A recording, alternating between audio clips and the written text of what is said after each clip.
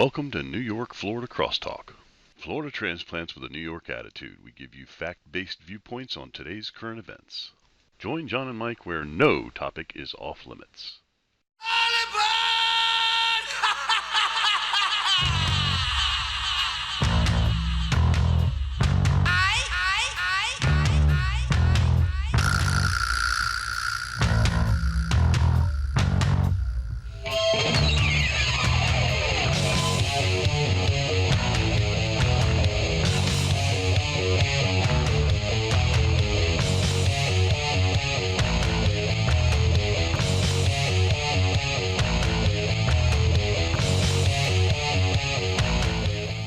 Welcome to New York Florida Crosstalk. I'm Mike.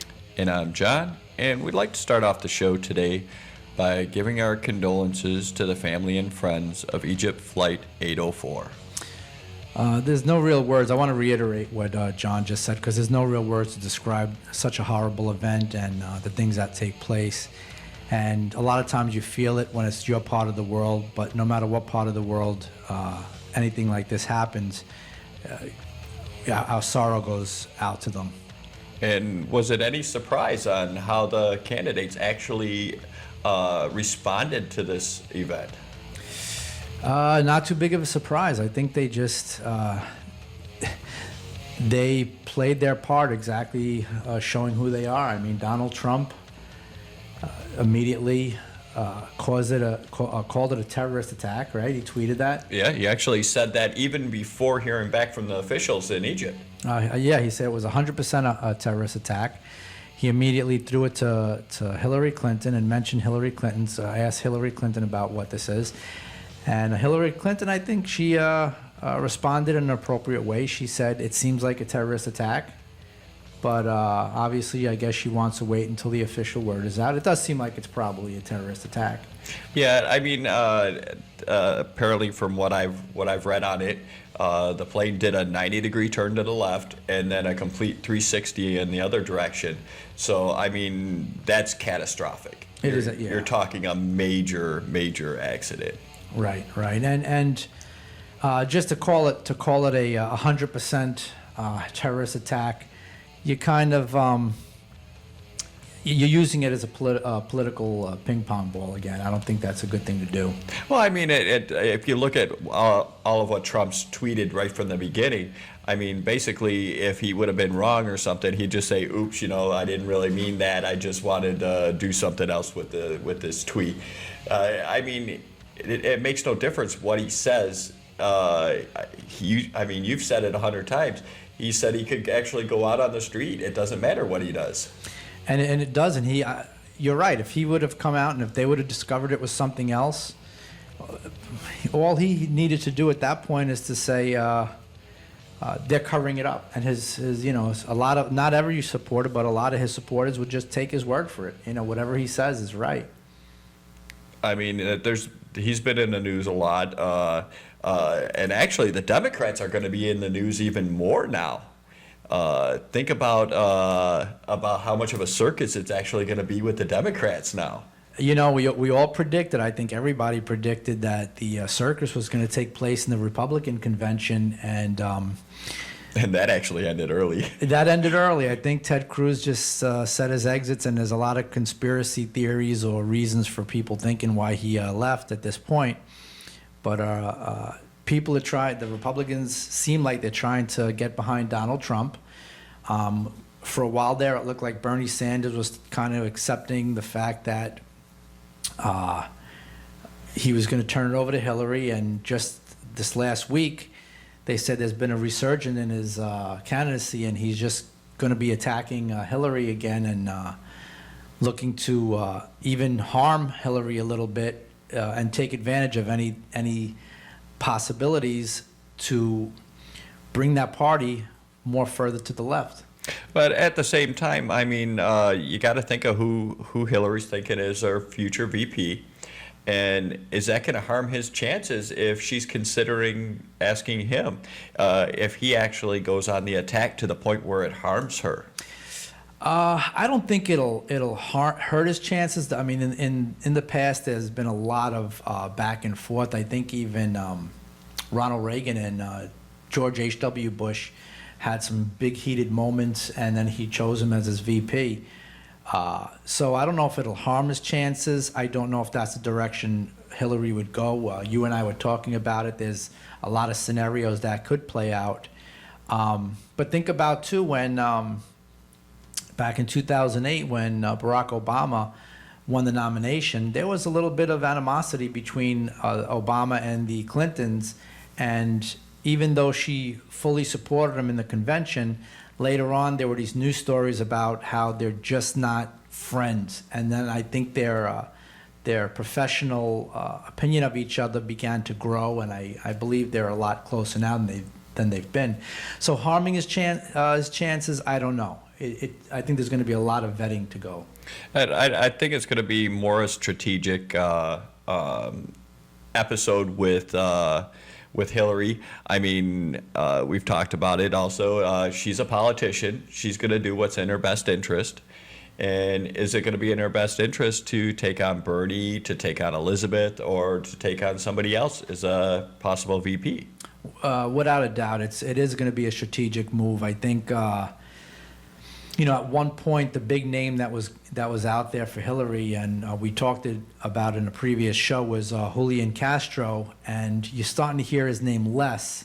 And I think because a lot of people thought there was going to be a Marco Rubio candidacy on the Republican side until Donald Trump just basically took over, and Marco Rubio just took a nosedive. So I think that was a whole way of getting more of the Hispanic vote. I think she is still looking to pull in the Hispanic vote. But Bernie Sanders does have a lot of supporters. And if she brought him in, she would actually probably get his supporters, and that would actually, I think, level out the playing field quite a bit. I think there is a good reason for pulling him on as VP, because yes, this more than any other presidential election that I've seen or been part of or remember, Bernie supporters, a good portion of them do not want to back Hillary, regardless of, even if it means either voting for Trump or not voting for anybody or writing Bernie's name in. And a lot of Hillary supporters are similar to Bernie. So if she unites the party, or if they unite the party, that might be something good. Wall Street Journal, I believe, just did a piece on that. Would a Hillary Sanders ticket be the way to go? I think it would actually be, and I mean, of course, I'm not one of the high-paid people that they have on their staff, but it'd be interesting to find out actually what does happen with that. It will be. I think there's going to be a lot of names being thrown around. I really think the vetting process is going to be pretty intensive, they're not going to just pull somebody's name out of the air. They're going to really see strategically, like a chess game, which name is actually going to help the party. I think Bernie's reason for going this distance, even though I think he realized at this point it's a very big long shot, but he's trying to change the Democratic Party and bring them more to the left. And to a certain extent, he has succeeded with even getting Hillary's agenda a little bit more to the left. I think the political atmosphere right now, the reason Trump is doing as good as he's doing, and even Bernie doing as good as he's doing, is because of the political atmosphere, and people are just tired of politicians. Yeah, it's, speaking of people being tired of politicians, actually on the Washington Post, it came out with a link to a video, the 13 minutes of shame for Hillary. And it actually had her completely contradicting what she was saying from one point to another. And she was asked about different things, and she come right out and said, I didn't say this, but they have her on tape actually saying it. Well, it's that's one of Hillary's weaknesses for sure, that the baggage that they've either created or that she carries. So there's a reason people are tired of politicians. They're looking for something different. And that's, I think, why Donald Trump is as popular as he is right now. But let's be honest, he's becoming a politician. He is a politician. How often has Donald Trump gone back on what he said? And again, we talked about it within days, within hours. He'll just walk back on a statement. Well, I mean, okay, let's compare the two. Okay, Hillary actually would say something and then come back on the air and say, I never said that. Well, Trump is actually going about it slightly different. And he's saying, yeah, I did say that, but that's not what I believe anymore. This is what I believe now. Well, he said that about the past, and I'll actually go a little bit through Donald Trump's history in a moment. But I'm talking about things that he said, and a day later he says that's not what I meant. Right. You know, and it's obvious. That's just him covering his ass. Yeah. So I mean, is Donald Trump a politician? He, you know, that makes in my eyes that makes him just as much of a politician because, you know, we're looking for a guy to say this is what I believe. You know, and as controversial as it may be, take it or leave it. But I think he's at that stage of the game where he's saying every word that I say is going to be critiqued. So I have to play politics now. You know, I understand the whole thing of playing politics and all that, but you would think that in the digital age that we live in now, that they would realize everything that's said in public is being recorded. To actually come right out and deny something is just ludicrous. It is, and you know, and that takes me to another point. I have a problem with any of the candidates, just in general, and I'll tell you why. I don't care who it is, whether it's Hillary Clinton, whether it's Donald Trump, and even Bernie Sanders. Bernie Sanders is not rich in the sense of where the other candidates or where Donald Trump is, but let's be honest, he's pretty well off. He's living a good, decent life. Mm-hmm. I don't think any of them, they all live in their own bubble. And I think that when you live in a place like, in a mentality like that, when you have that lifestyle, sometimes you feel above the law. You feel above, I can say things and get away with it. I can do things and it's not going to be critiqued. I can get myself out of this. You know, you have a way of, like I said, you're living in your own little bubble, and it's not where you and I live. It's not where majority of Americans live. Well, especially with Trump. I mean, he's, if you look at the kind of money that he's got, I mean, he can basically do or say anything, and most likely his money will get him out of it. And it's proven time and time again. He uses the law to his advantage. He's claimed bankruptcy at least 4 times for different reasons. And when they ask him about it, a lot of people say it's a failed business, but he comes out and says, listen, I'm using the law to my advantage. And listen, if the law is there, you're going to use it to your advantage. So I'm not I'm not putting him down for that. But I think the biggest problem with Donald Trump, I truly believe from day one, he didn't intend to be president. I agree.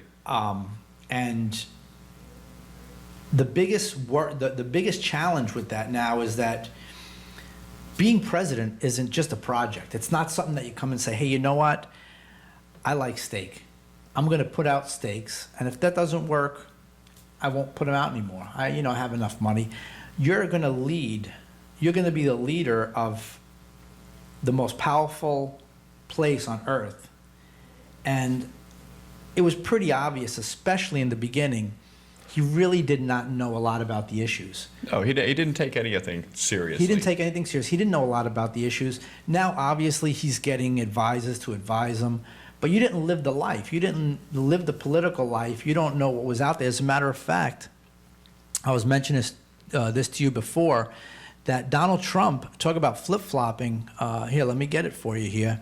This is from the Washington Post. It's an article, and it talks about Trump's affiliations. All right, let's get it. Here it is. All right. Trump changed his party from Republican to Independent in 1999. He then switched in 2001 and became a Democrat. And then he became a registered Republican in 2009. Okay, this guy's all over the place, first of all. I do believe that people can change their ideology, change their belief systems. Right. But here's, for example, Donald Trump on guns, back in a book that he wrote. in Trump's, it looks like 2000 book, The America We Deserve. He said he generally opposed gun control, but he was a big supporter of assault weapon ban and a longer waiting period to purchase a firearm. And now if you look at him, in fact, today, he's actually doing a speech for the NRA, and because their big convention is today, and we'll actually be talking a lot more about guns next week. Okay. But I mean, to be a representative for the NRA, you have to be unequivocally pro-gun. There's no halfway about it. Yeah, and I think that's even being light. You got to be more than pro-gun. You just have to believe that everybody should have the right to own it. Period. You know, I don't see them. But we'll talk about that next week, I'm sure. Yeah, we got it. There's a lot of stuff on guns. Guns have been in the papers for quite a while with all the attacks and everything, and there's a lot more going on with the candidates with guns. So we'll be talking about that more next week. Absolutely. And I mean, even on other subjects, because gun control was one thing that he kind of flip-flopped on just from year to year. Healthcare. He was a big supporter of universal health care. You know, I'm a big advocate of health care. Mm-hmm. And now he's against it. Back in 2002, 2005, 2006, and 2007, Trump or his son donated to Clinton. He invited her to his 2005 wedding in Florida. Okay, who says he doesn't play politician? You think that was a strategic move by doing that donation? Oh, without a doubt, he's looking for favors. Yep. I mean, but here's the thing: he says that she's a horrible, the worst Secretary of State in history. Back in 2000, he called her a fantastic senator. You know what I mean? This is all recorded. You talk about the social media being able to record things. Yep. You know, I mean, everything from, like I said, party affiliation to healthcare to guns to even abortion. He was at one point very pro-choice. He described himself as being very pro-choice. He didn't, just like most of us, we don't agree with abortion, but he was a pro-choice guy. He's flip-flopped back and forth, not only within the last several years, but within a day or two now that he's actually running for office. He should be even scarier to the conservatives because you look at his background. All of us go through a change of ideology at one point or another. Right.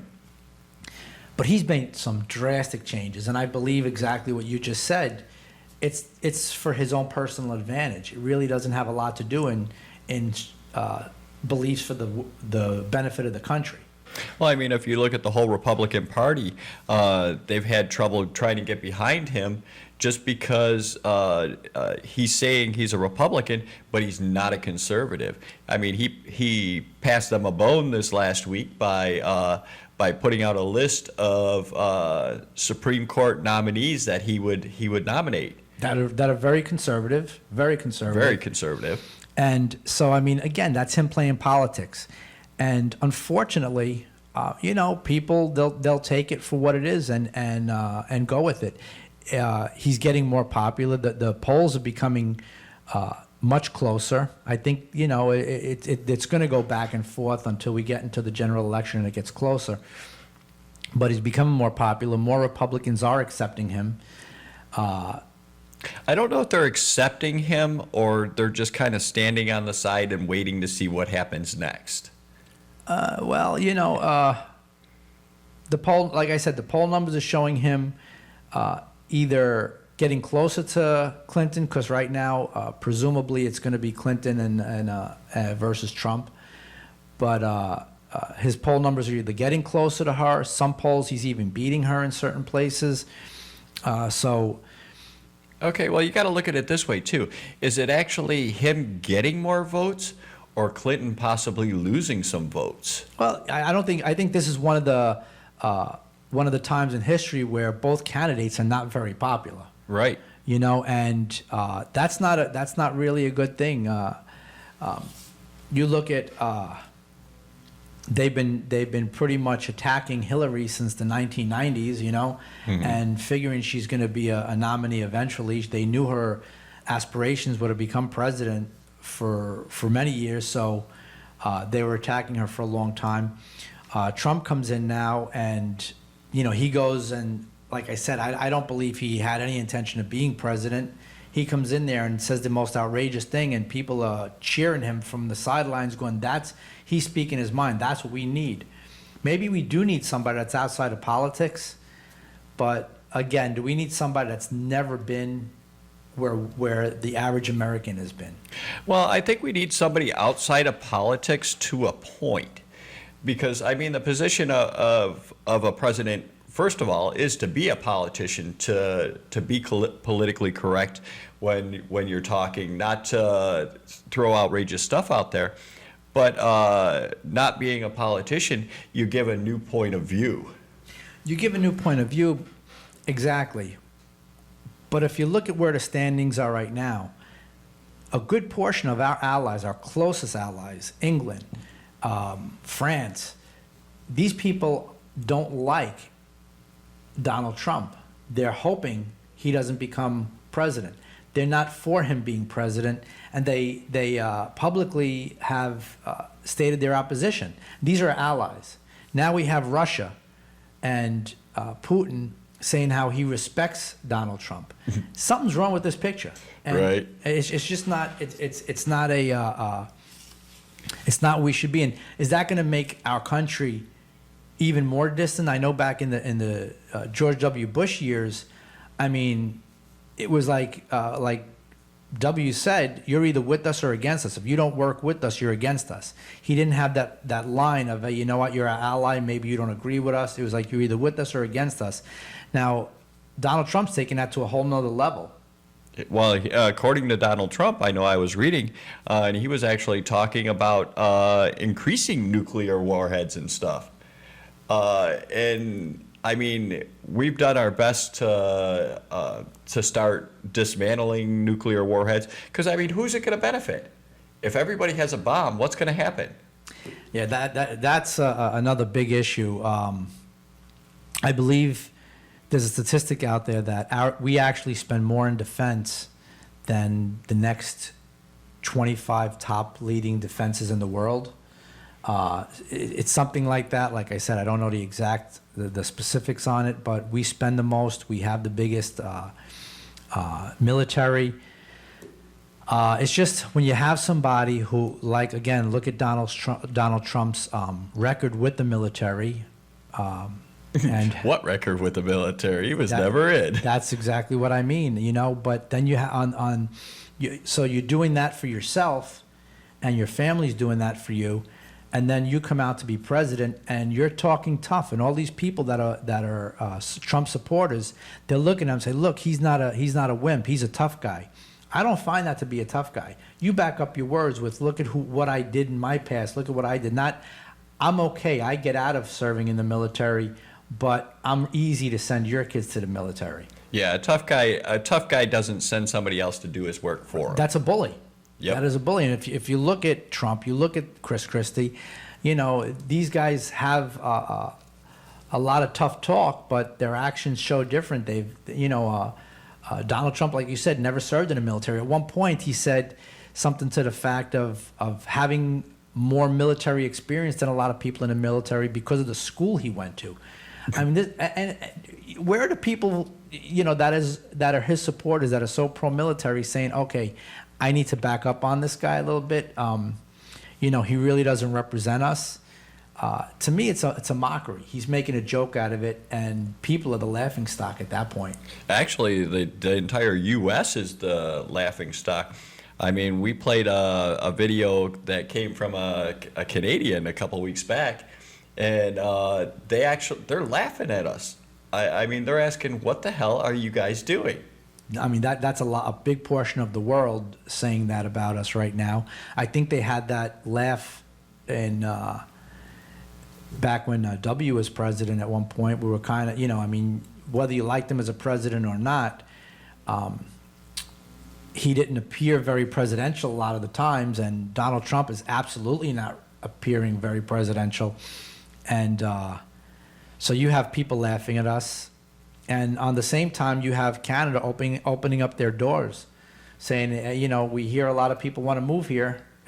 Come on in. It may be Mexico building the wall to keep us out. Yeah, right. So here you have Trump saying they're going to build a wall, and Mexico might say, yeah, we will pay for it, because a lot of people are going to jump to go to the other side. Right. Maybe that's his whole plan, is just become so hated that everybody wants to build a wall. Well, I actually want to point out the fact that the way he says stuff.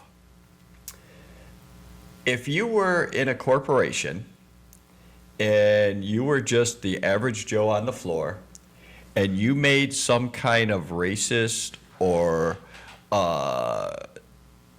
prejudicial comment like he makes all the time, you'd be fired.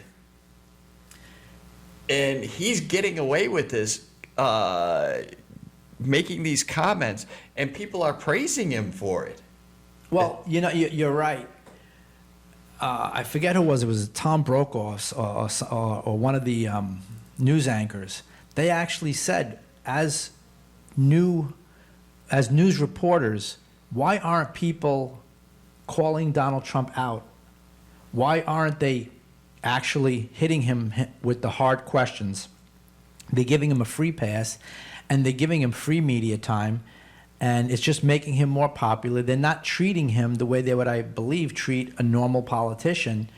And I've seen a lot of the news has become a very soft ball. You want an interview, you got to almost promise these guys you're not going to hit them with hard questions, and some of them get a little harder than others.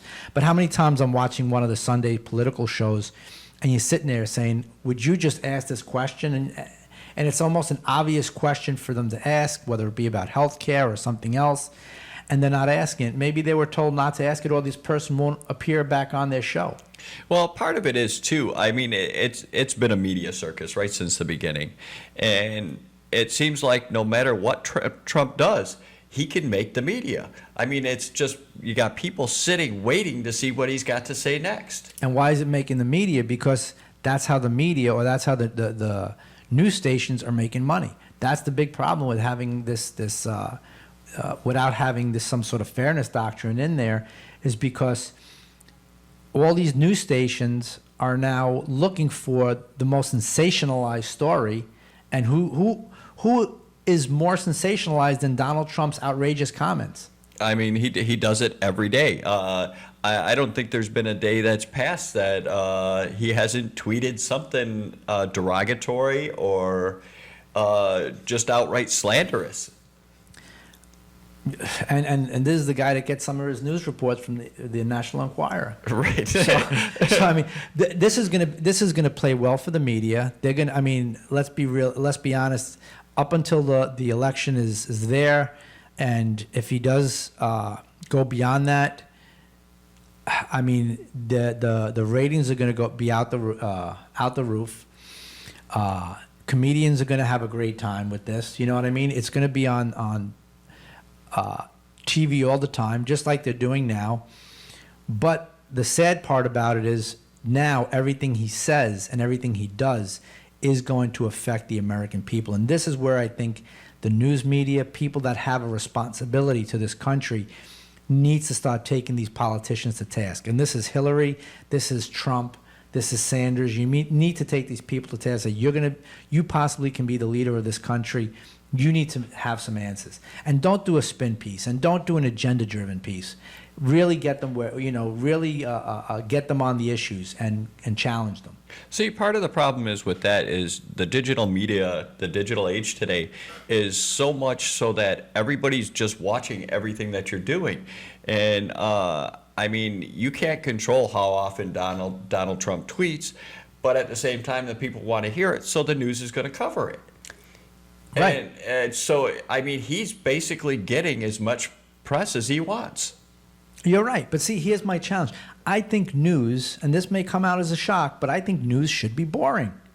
In all realistic, you think about it, a news report Yeah, you're going to have your stories. You're going to have your breaking news. Think about years ago when we were kids. Breaking news was a big story. You would run to the TV and watch. Now every other second you have Fox or something on, and it's this is a breaking news report, and it's something that you go, oh, okay, not that big of a deal. Do you think it's just us being desensitized? Very much so. Very much so. I mean, because of the digital age, I mean, we're hearing a lot more of what's going on around the world. It's almost nothing to hear about another shooting somewhere. I mean, even just locally in Florida itself. I mean, there's probably at least one shooting every day. And you hear so much of it that you get desensitized. You do become desensitized. It also, I think, it shapes, it molds your opinions and your values, because now you hear something a certain amount of time, and however your belief system works, it starts becoming more formed to that. So you may have whatever's out there in the media, and whatever you actually listen to is what's going to change your opinion one way or another, or change the way you think about something, whether it's gun control, whether it's an issue that's going on in the news. If a news station keeps talking about it and keeps putting their spin on it, eventually it's going to affect a certain amount of people. I think it does, but I also think it confirms people's beliefs on what they already believe, too. I mean, you can spin it any way you want. A shooting is a shooting. Somebody died. One news station may spin it off as, oh, it was in defense. Another one says, well, it wasn't. This person had no right having a gun. And regardless, a shooting is a shooting. It was still a gun that did it. But see, that's right there. That's the fact. And when you think of like exactly what you're saying, the news isn't presenting it as there was a shooting, somebody died. They're presenting that fact, but that fact becomes lost in their spin piece on whether they're pro-gun, anti-gun, pro-gun control, anti-gun control. Right. So that's what's getting played out there. That's what's going out as news, not the fact. And what we need is more stations saying this is what happened. We need Cronkite back. What happened to that? Oh my gosh! I mean, and again, you get the whole 24-hour news cycle, right? I mean, we never had that. We had what, news at 6 o'clock, and then news at 11 o'clock. Yep, 6 and 11, and then they actually started doing an earlier one at 5 too. At 5. Now you have all the early shows. You get up, you got the morning news shows, then you have the early edition of the news shows, then you have your 4 o'clock news, 5 o'clock news, 6 o'clock news, then you got your entertainment news going on. Then you have your 10 o'clock news, 11 o'clock news, repeated at 2 o'clock. I'm not even kidding. This is stuff that I've looked at. Not to mention your 24-hour news stations, CNN, Fox, MSNBC. So we're being bombarded. And that's one that goes back to my point about being desensitized again. Yeah, you can sit there and watch bombings and hijackings and terrorist attacks and everything. And I think we're actually becoming desensitized to it. Not only are we becoming desensitized, but think about it. If you have a news program that you're going to be presenting at 6 o'clock and 11 o'clock, you're putting the day's news in. That's Right. just it. Everybody said, I have to catch up on my news. You had your print newspaper. And I don't mean to sound like one of those old folks, like, I have to have my print newspaper and my news report. But news was 6 o'clock and 11 o'clock.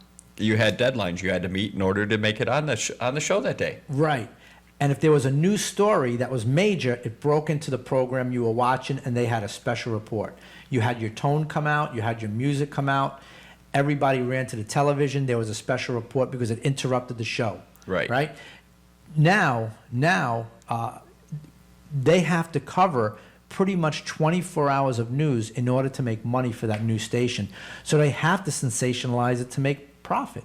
Otherwise, they can't keep the news station going if they don't have the ratings. Right. Well, now that we've trashed all the newscasters out there and everything. Well, it's not true. I just really wish that somebody would get back to doing the job of this is news, and we're going to hit it as news. But let's be honest, it's not going to get the ratings. People will get bored by it, and they'd go under. Well, I'll tell you something somebody's not going to be bored with. That'll be next week's show, because I'm going to get on to one of my subjects next week, and that's going to be gun control. Yeah, this is something that I know that John is pretty passionate about, and we will get into it, I'm sure, in a very passionate way. So Yeah, I've got a lot to say on this. So, all right, so I guess we'll see you next week. We'll start doing our homework. And we'll see you next week then. Have a good week, guys. Bye.